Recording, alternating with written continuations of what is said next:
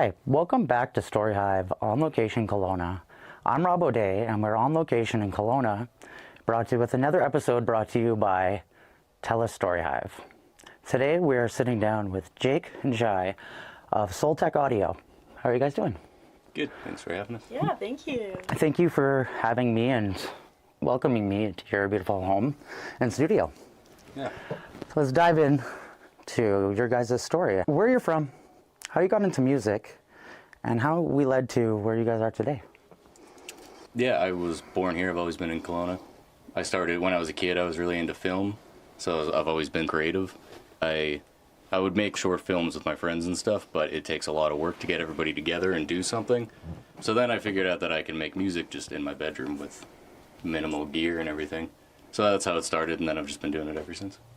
Yeah, I was also born in Kelowna. Let's go. I left for a little while, though. If you know where Dawson Creek is, shout out. Most of my family's there, which is why I went there. I was there for about 10 years, and then I came back when I was about 18.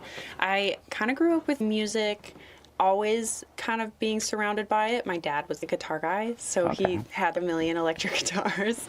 And so one day he took me into the studio. I was about 15, and I was like, oh my God. I kind of like what they're doing. And then, so I went to school for it at the college and has been doing it ever since. And with this lovely human. So yeah, it's been great. That's awesome. Both from Kelowna. What initially got you into music, wanting to be a producer? Because producing takes a very unique person to sit behind the computer making the music and making it sound perfect versus the ones who create it. What led you to the passion of recording and engineering? For me, I think I just wanted to always be doing it, and there's only so much that I, as an artist, can conjure up constantly. If I have a bunch of other people all working on music and I'm just a part of it, then I'm sort of just always in that environment. I also just found a love for the creativity of that side of things. It's not all just you. You can contribute to a bigger thing with multiple people. Yeah, I think. I originally went in to do it because I wanted to just do everything and learn everything that has to do with music. And I was like, I have to just soak it all in. And then I was like, oh my God, I can learn how to produce for myself and then create my own music so freely. And I know all the terminology, and to capture a specific sound, I could just do it. I don't have to tell anybody to do it. And then doing it for myself has been so much fun. And then doing collabs, and I was like, oh man, working with other people and getting their songs also up there. I just want to do it overall for myself, for everybody. It's just been so fun going along the whole process of music making. So yeah. I could say too, actually, that when you get a song that somebody else has made that is really good, and you get to add your sort of creative input to the mix or whatever, even if you haven't actually done anything musical, like playing any instruments or anything like that, just being able to add, on the technical side, a creative touch to it is just as exciting to me any of the other processes of the song. I find that a beautiful thing. I call it ear candy. You know what I mean? It's the little things that a producer puts in that musicians don't think about. Musicians, when they're sitting down, they're focused on structure of the song and how it's built and how they're performing it. When you have an outside perspective who gets to sit down and say, hey, a little bit of reverb here or some delay here that echoes slightly.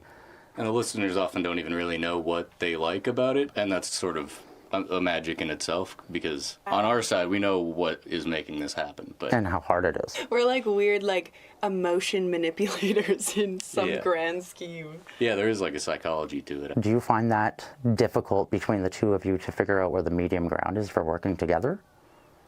Like sort of different creative styles. Yeah, because you'll maybe hear different frequencies, or where a frequency will pop more than another person's ear. Do you guys work together when you're mixing, or do you do separate projects? Most of the projects, we work on our own projects for each step, how we generally go about it. Usually she'll do most of the recording sessions for bigger things. I do a lot of solo artist I do a lot of hip hop. For like bigger bands, she's the recording engineer. Sometimes I'll be there too, but she takes on most of that. And the live stuff is mostly her. Then I do a lot of the mixing and mastering, but both of us do all of it. That's just how it's naturally categorized itself. I just be behind the desk, and she's very people focused. So. When I'm mixing and there is digital analyzers everywhere and I can see what I'm doing, I end up with an EQ at the end that has no soul, because I'm focused on everything technical, and I'm trying to explain it away. But here we have 8 input channels that we mix on this Allen and Heath analog board. And me not being able to see anything, end up with EQs and mixes that just hit. And it's because I'm feeling it. I'm literally mixing with how I'm feeling. I'm so grateful that you installed that, because all of a sudden every mix feels elevated. EQing and things like that, from a technical perspective, should just be to help you understand what you're doing. All of these frequency spectrums and stuff. I think it should just be a tool to understand, but it shouldn't influence the way that you feel what you're doing when you're mixing. When I'm producing my own music at home, when I released my last EP recently in May, doing the mixing for that was the first time I've ever actually taken the time to really understand compression, EQ, all the different types of compressions as well, because I only thought it was just adding one compressor. I didn't realize there was different uses for compressors and what they can do. And my drummer brought me through a crash course, and I personally love to create the melodies, the songs, and be the composer, but when it comes to the sitting and producing, I'll pull my hair out, because I'm just like, I can't get that kick to hard enough, or the bass is just... You get stuck too, because it's just like you're in this endless cycle of trying to fix something only from a technical perspective to achieve a feeling, but feelings aren't technical, so you're under this brick wall. How do you manage to overcome that when you're faced with that in a mix? I'm still very bad at doing this, but I've learned to step away for a while, because usually I'll obsess over it for a long time. I got to get this like just right. And it's usually something nobody else will even notice or hear or care about, but it's something that I do, and in the moment I realize I need to come back to this later. Yeah, most of the time I find myself, if I'm ever doing that, it's overmixed. I just start taking off plugins and seeing if the soul comes back. I'm like, okay, what did I overdo here? Because this is totally, and every single time it is because I did overmix it, because I was too focused on it. So walking away, what Jake said, giving your ears a break. Okay. They get tired, and you hear things so differently when they are tired, when you're tired. Yeah, and ear break is almost one of the most important things you can do when you're working on music, I think. It's almost as valuable as the knowledge you might have about mixing, having the power to step away and reset a little bit. Otherwise, you're just going to keep running into a wall. I think there's a very key point that you just brought up, and that's... My buddy Salem says that when he builds his songs, he always builds all the ideas in the first 32 bars. And then he starts to just copy-paste all that and then subtractive create, where he's taking the parts so that he's building the structure backwards. So he gets all his ideas out, but I'm doing that in the mixing aspect, where it's like, okay, it's too compressed and it just sounds halt. Taking things off, definitely never thought of, like, that's an epiphany for me. Probably what I needed to do more than adding. Yeah, that's a big Rick Rubin thing too. That's what he's all about, is subtracting things, minimizing stuff. Totally. I think that's brought him very far. So. And I think that that's where you guys are the most valuable, because producers don't get enough credit. The job itself is very needed. Not in just music, but you're an instructor. So you get to teach people, which is perfect segue into how did that come about, first of all, and has being able to be a teacher helped you become a better producer with patience and understanding the craft itself? They say the best way to learn is to teach, and they totally aren't lying about that. I learn so much from the students. Creative types go into programs like that, and so obviously you're going to get like 30 different minds on a topic that you give them, and it's so cool because it's like really, like, you can be like, okay, who's tired today, who wants to do something fun, and as like the instructor you can be like, well, we're doing this today because I'm going off of vibes and everybody loves it. So we could do like recording, and then they'll try something totally different with the way they are miking things that I'm like, I always emphasize that these are all guidelines. Please, please, please don't deem them as rules. Unless we're talking about electronics and stuff, there's some rules to that. But when it comes to everything else, I'll always look at what they're doing, and it's just so freaking cool. Have you ever had that where you've dealt with, I'm just not vibing this project? Absolutely. I'll let you speak to that. There's been things where there's only so much you can do to satisfy a certain person. The artists are always going to be their worst critic. I could do what I believe to be a really good job and what I have peer-reviewed to be a good job. And it's just whatever is in the artist's head that has been brewing for a while, they're going to be self-conscious about and want to hope that in the mix or the master or whatever side of production, we'll just be able to fix that thing. There's definitely been moments like that where it's hard to enjoy something when it becomes only technical for the sake of fixing something rather than creating. It's almost subtractive in the wrong way where I need to bring back my own creativity just to fix a technical thing that isn't even noticeable to other people probably. Yeah. I think artists need to separate themselves from their art and let the producer do their art. Have you ever got to compose for an artist where they're like, because you're saying you work with solo artists, where you get to build the band behind them for their albums? To some degree. We do a lot of band sessions, but they're usually, actually the last one we did, they were super well rehearsed and we were kind of just in and out. We didn't have to do a whole lot of that. Oh, yeah. But there's been lots of times where we've hired a piano player for the artist, or the artist has hired it through us, I guess, technically. And it's sort of working with what the artist originally had envisioned without sheet music written or anything. And we kind of have to work with the piano player to get that going. So I guess to some degree there's some level of composition with a band. Sometimes also I love playing around with if an artist is lyrically just having a difficult time and they're, how do I fit this in or whatever, kind of helping them change a transition or change a little bit about the melody or the lyrics or whatever to make it flow. Oh, I love those moments. So satisfying. Yeah, most of the time we just let the musicians we hire do their thing. And we obviously make that known to the client that we're working with. And they're like, yeah, 100%. If they play piano, let them play piano. And 9 times out of 10, 10 times out of 10. We've been so lucky. The musicians are amazing. What's been your guys' biggest struggle point to this day that you've had with being a producer? I think it would be dealing with indecisive artists who aren't really sure what they want yet. I feel if you aren't sure, then you should probably go write something else or add to it until you are, or take away from it until you are, who knows.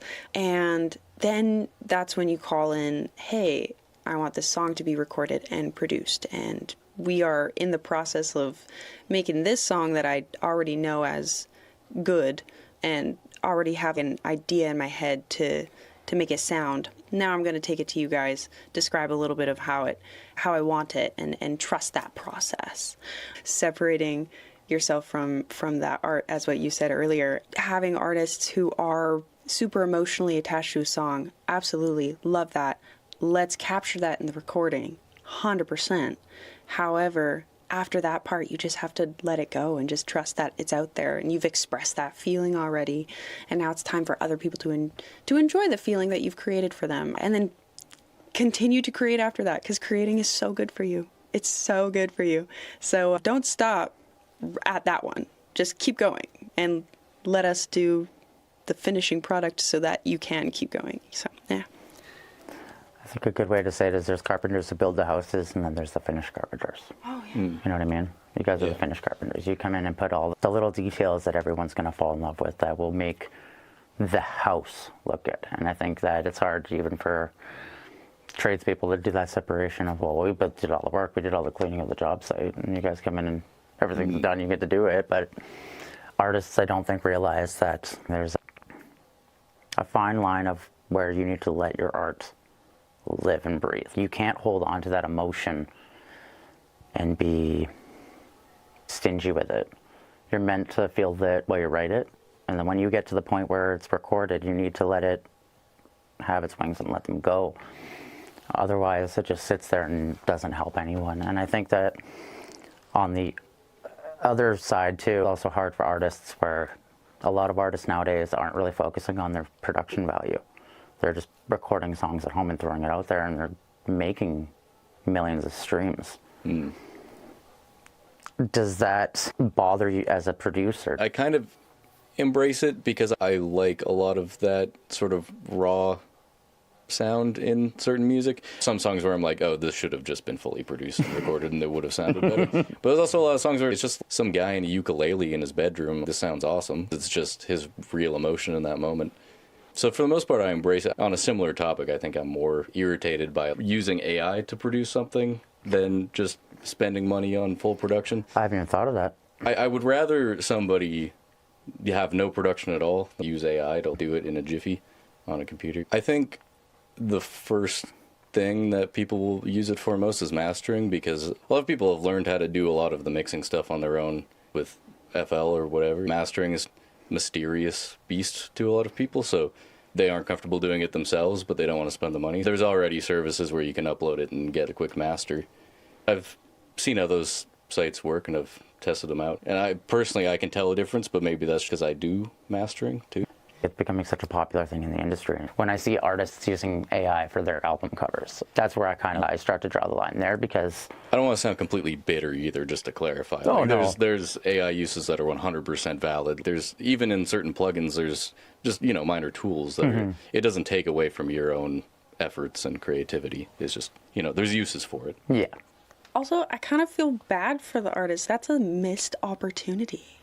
Missed opportunity to further express really what you're feeling. Like, it's taking away from your audience's authentic version of you as an artist.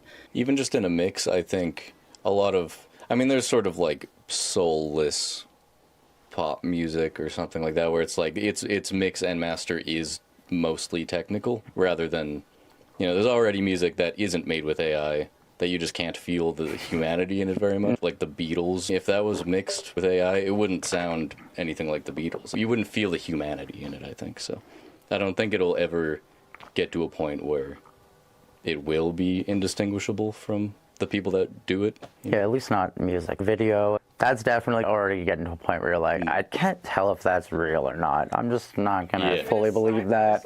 You used to just do video and albums, but now with the emerging podcasts, they've blown up, and that's a whole other industry that you can get into as an audio engineer. Audiobooks, even. If you get like a job with anybody who's narrating a series of books, you are good. You got a job for like a while. Yeah, I think a lot of people just think of production as music. Yeah, sound is everywhere. Sound design too, right? Everywhere. Sound design.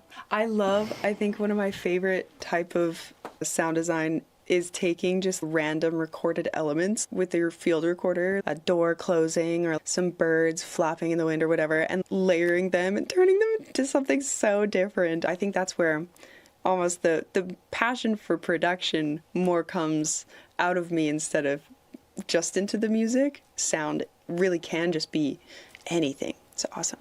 And you do live sound as well, which is a whole other ball game. Do you both do live sound? That's definitely more her thing. I don't live. know if you have anything to add. I always love the sound person. You have to, if you want to have a good show, because do not make them mad. It's a hard.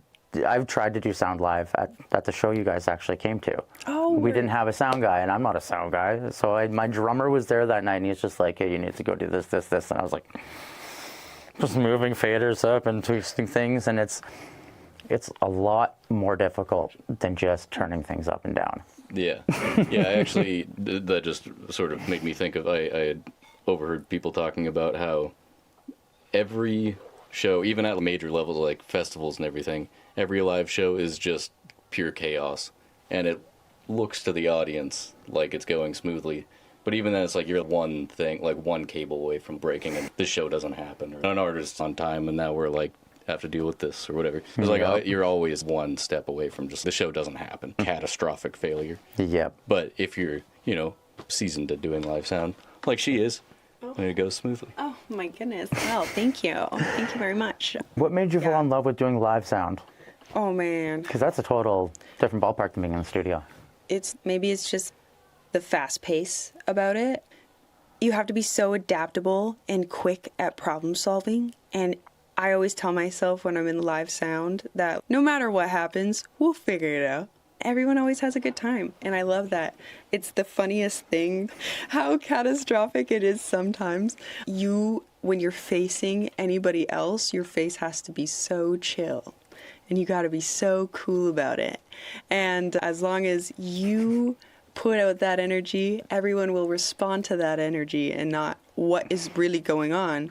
And then that gives you time to really, again, be adaptive and solve fast. So it's nice too, the transition from live to studio is that because you gain those skills of sound check, they give you 10 minutes or not even sometimes, depending on how many artists you have.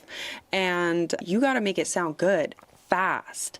So when it's taken into the studio, I'm able to do all the foundational stuff pronto, fast. I leave it up to this guy to get into all those beautiful, detailed mastering EQs. But as long as I get that foundation, then every client we have coming through being like, oh my God, wow, that was so fast. I'm like, yeah, it was.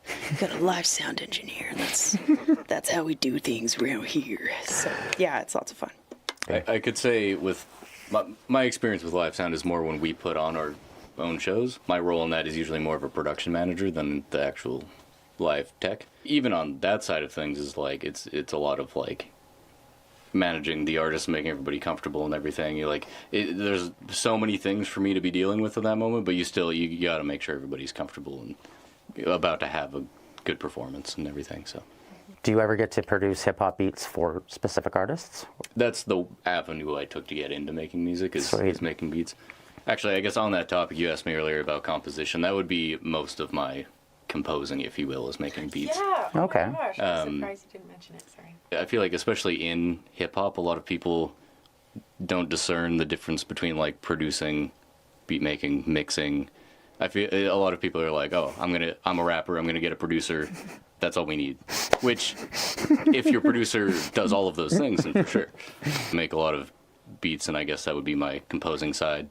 And usually, when that's the case, I also record and mix and master. I usually just do it all for the hip hop stuff. Not necessarily the case with other genres, but Are you a sample producer? I do a lot of I'd say more sampling than not. I feel like any avenue I could take to make a cool hip hop. I start to get a little bit tired of taking the same route to make. Just I've made so many now. I start to get like I need to do something different on this one. So I'll bring up like an old sounding piano plugin and like see what I can do on there. Sometimes I've tried to make something that sounds like I've chopped a sample when it's not, just to add an extra little bit of character. Yeah, I feel like I've taken every avenue on that. With your guys' careers up to this date, what's been your favorite project? There's so many. There's so many. I liked so many of them. Oh man, it's very tough to choose, but I'll go with one of our more recent ones. It's Home by Adoku. He is absolutely amazing. I loved working with him on this one. He's so laid back, easy to work with artist, number one. So extremely talented. He brought in a band from Kamloops, and they had a talking drum and a saxophone and another drummer and then a guitarist and a bassist and a keyboardist, and wow, they rocked it out of the park. Then he brought a choir in. We layered on a bunch of different vocals, had so much fun recording it. And then like he nailed the main vocals, the lead and everything. And you made it sound awesome. 10 out of 10. What about you? I think my favorite recent one is an artist named Brent Apple. He goes by Sugar Lump Applegath, but his name is Brent Applegath. He's sort of like a Americana, blues, soul, folk, just, sort of a mix of genres. But he brought in a band and two guitars, Applegath playing one of them. Bassist and percussionist was just on it like a cajon. From the beginning was never meant to be like a super polished sound or anything. It was supposed to be sort of raw, and I think that made it even more fun for me because it was just like there was no holdback really. I didn't have to worry about it being like absolutely like radio polished hit kind of sound. So that one was a lot of fun to me. Usually the ones that I like the best are the ones where I'm the most involved in all of the steps, I think, because I can just be fully creative the whole way through, and there's no like something's wrong at one point and I have to like be too technical to fix it over here. It's just like I can make sure everything is fluid and goes smoothly. What is your favorite genre to produce at the moment? Because I know it changes. It's probably always going to be like at a base level hip hop because it's what I started with, and it's just like I'm so comfortable with it. I get sort of tired of doing the same thing after a while. So every now and then I'm like, we're working on something different. I'm like, oh, like I could do this every day, and it would be just as sort of creative, and I would enjoy it almost just as much as my sort of initial love and interest of hip hop. Probably hip hop at a baseline, but that sort of like bluesy sound we were doing I really like as well. I love like old soulful. That's usually what I sample in the hip hop stuff too. So yeah, like if I ever get a chance to do any like soul blues related stuff, I'm like all about it. Yeah, I would definitely also say like bluesy stuff and jazzy stuff. Especially like lately we're working with this guitarist and like bossa nova jazz writer named Jude, and like his guitar skills are top tier, but he's got like that rhythm with it, the fingerstyle picking vibe, and we had him in here and literally he was just like, oh, what if I just start doing this? And I was like, great, keep going. And so I EQ'd his guitar just a little bit on our board right there. And I was like, ooh, yeah, okay, there's the life. And I just hit record as he was still playing. And he played for like, he added little tricks here and there. And he played for like 3 minutes. And I'm like, perfect, there's a song already. And so we just built on top of that and stuff. I feel like it came so easily. That, and then a few other times that we kept going with like that jazzy route, but blues just has so much soul. Yeah. Did you enjoy doing like punk rock and rock before, and as you've aged, the musicianship has changed what you enjoy listening to? I almost feel like I go in waves. I'm like up and down with that, where it's like sometimes I just want like loud noises, and other times I'm like, wow, that's so beautiful and pretty. I just like would love to mix that sort of stuff. So yeah. Right now, actually, I'm like, if more punk stuff came across my desk, I'd be really happy about that too. Now that you mentioned it, it really is day by day. It's like depends on how I'm feeling this week. Yeah. I think that's also the benefit of being a producer, is you guys aren't stuck in one genre. You get to do whatever you want, really. That's where I think the beauty of music is, like, there is no, I always talk about it with musicians, is there's no limits to what we can create. It's such a beautiful thing, and it's constantly evolving, especially nowadays where everything's been done and is pushing itself. It's progressing in such a fast pace that to be able to slow it down and kind of go back to the roots, I miss that sound. Like, I miss the older sound of recordings, like you said earlier, with like the Beatles. You can't get that sound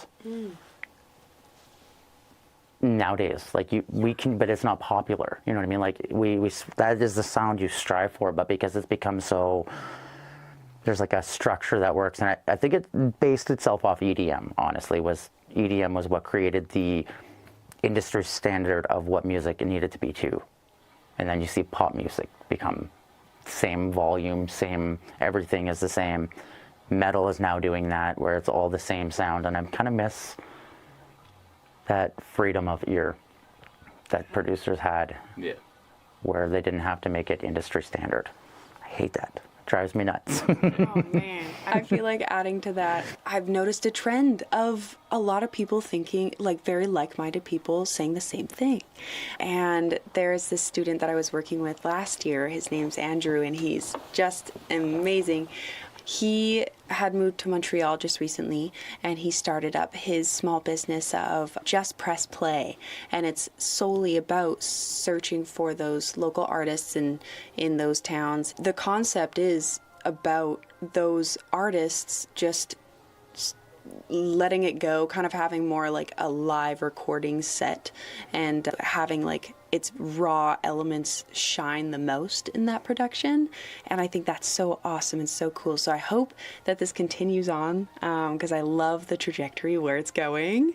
That is slowly everyone's slowly kind of picking up on that. That's great. That's awesome to hear.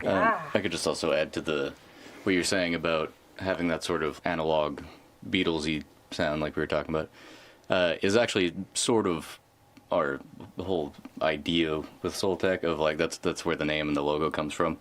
The logo's like, you know, a big vinyl record with a banner across it behind us there. But it's also very like sleek and gold and minimized. It's sort of that cross between like an analog rough sound and the polished new modern sound. We like to try and bring that's why we have analog gear and everything. We try and bring that sort of, you know, original studio sound back to it a little bit. Do you guys have a hard time finding new clients? Do you find it hard to deal with the marketing online? To deal with like Facebook and like just to get your product out there versus by meeting people? Yeah, huge. You're doing a creative thing with people in a room. Like you're saying, it's like you don't want to just like whip out your phone and start taking a bunch of pictures. It's like such a vibe kill. You want to be like in it with the artist and feeling it and paying attention. But sometimes we have to just like remember to like collect some photos to actually market ourselves with. So that's probably our biggest setback. Is just like you don't want to take yourself out of it, but you do need some level of marketing. So you kind of have to. You're forced to, like you're saying. I feel like whenever I meet people in person, they're so much more likely to reach out than us posting. Like, even though it does get some traction, which is great, love that, online marketing. But at least with my experience, like everybody who we've just met in person, had a good conversation with, built like a bond with getting to know this artist and their way with expressing themselves and a little bit about them and their backstory. Not only are we like also more inclined to reach out to that artist and be like, yo, hey, I'm following your story, I want to follow your story, and I genuinely want to work with your stuff. If you want to work with me, then I jive with your music already and I know that, which is great. So come hang out. I feel like steady, ongoing, long-term clients are built that way, which is awesome, because then you kind of have a little like family, a growing family, studio family, a growing studio family, which is so fabulous. For younger producers, what advice would you give them if they were just starting out, that you could give them that would be the most successful advice to help them in their career? You are exactly what you put into it. So if you want to be extraordinary, you continue to work at it every day and be extraordinary. Usually when you're jumping into it, you're like, I want to do everything. Try everything. Literally try everything. And then find what flows best to you, because what is going to cause you the least amount of stress is what you want to have as like your main source of income, and supporting you continuing to invest in that role that you're playing. You are what you put into it. Continue to match your efforts. I would say even if you don't want to do everything at the beginning, do it anyways. Just do everything, because you might find out that actually you don't want to be making hip-hop beats, or you don't want to be playing guitar for a band, or maybe you like holding the boom mic on a film set, or do it anyway for a while. There's a completely different method you could use to work on film sound than you could on music. Use that in the music if you're more into music, or vice versa. You can learn things from different avenues. So yeah, my answer is the same of do everything, but in addition, do it even if you don't think you want to, because you'll learn something.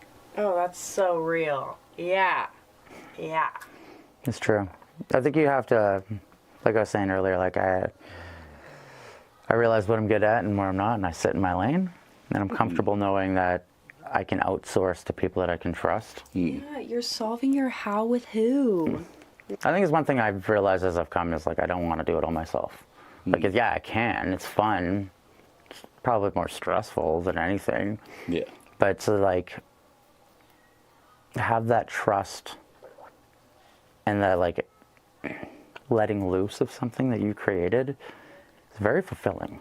And I didn't realize that until recently, how just to let something go and like get it back, and then you also got to deal with the inevitable, like, oh well, this needs to be turned up and that needs to be turned down, or can we get this pushed out through in the mix? But that inevitably becomes like the final product that you fall in love with, and I couldn't do that. You know what I mean? That's where I genuinely love producers and what they do, and sound engineers and sound techs, because there's a whole world there that nobody sees that is behind the scenes. You know, like when I'm watching a sound guy at a festival, my mind is blown at how quickly his fingers are moving on the board, and he's watching the band, and you're just like, I can't even do that. And like we were saying, he's one step away from a catastrophic He's pulling his hair out mistake. inside, yeah. Yeah. And that's the thing, is like, those are the moments though, at the end of the day, like the festival's done and you're back home and you're relaxing and you're laughing your ass off at like, oh my God, when that guy tripped out over the cable and completely knocked out the bass for 3 songs and nobody noticed, and you're like, nobody's fault but mine. Those are the funny moments that really, like, at the end of the day, have always been my favorite mess ups on tour. Because those like little stupid things that are like the things that you don't think about, like, oh, we didn't sound check our SPD, so now all of a sudden it's so loud and the sub at the beginning is just like rattling the whole crowd, and you're like, sorry. And that's where it's like having a good sound person is those moments. They're just like, whatever, we'll make it work. You know what I mean? And you kind of have to. And yeah, I want to thank you guys. It's been an incredible conversation to dive into a different perspective of an industry that I've literally been consumed for my entire life with. But it's one that I've never really taken the time to fully appreciate until I started doing it. And I've realized like how important producers and engineers are. What you guys do it's magic at the end of the day. It really is. Because anyone can create a song.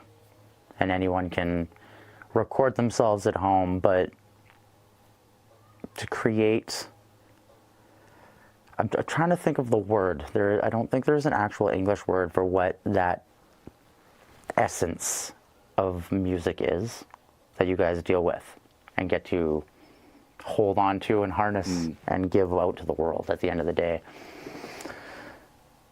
It's powerful. Well, thank you for the kind words. That was so wow. lovely. Oh my gosh. It's a true thing though, because I don't think like you can't have an album without an engineer. You can't have it. It wouldn't be done at the end of the day. You know, like we can only do so much, and I think that's where, as an artist, we need to, like I was saying earlier, we need to like relinquish that control and just trust in whoever is willing to put that time in to help create your vision. Yeah.